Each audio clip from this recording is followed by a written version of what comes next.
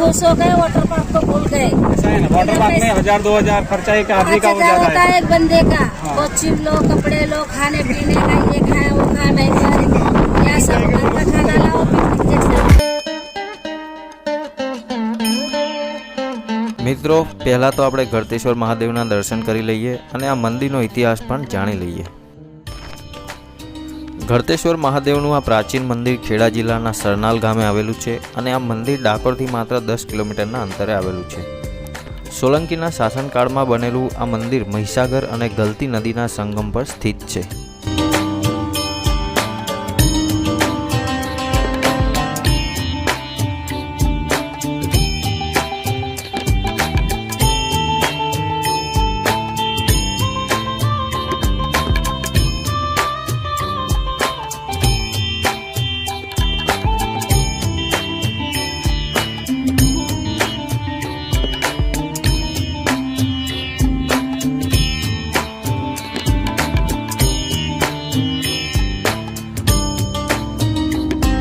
આ મંદિરનું 12મી સદીમાં નિર્માણ કરવામાં આવ્યું હતું. આ મંદિરમાં 8 ભુજાઓવાળું ભવન છે. આ મંદિરની દિવાલો પર બધા દેવી દેવતા, ગંધર્વ, મનુષ્ય, ઋષિમુનિ, મનુષ્યના જીવનચક્ર આ બધા ચિત્રો જોવા મળે છે.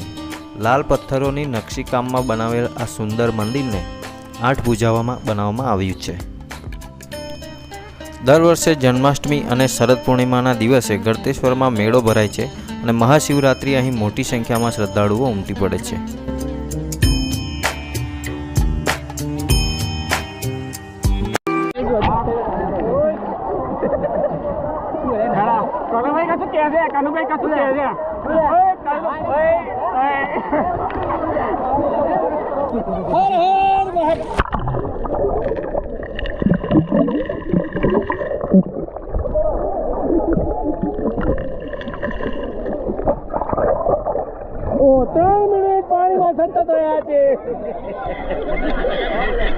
એમને મળી જશે આજનો એવોર્ડ 1 નંબરનો.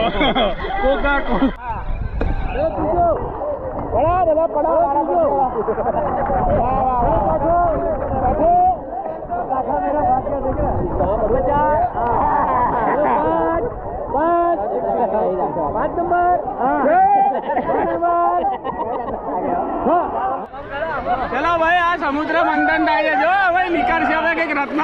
ઘણા નીકળ્યા.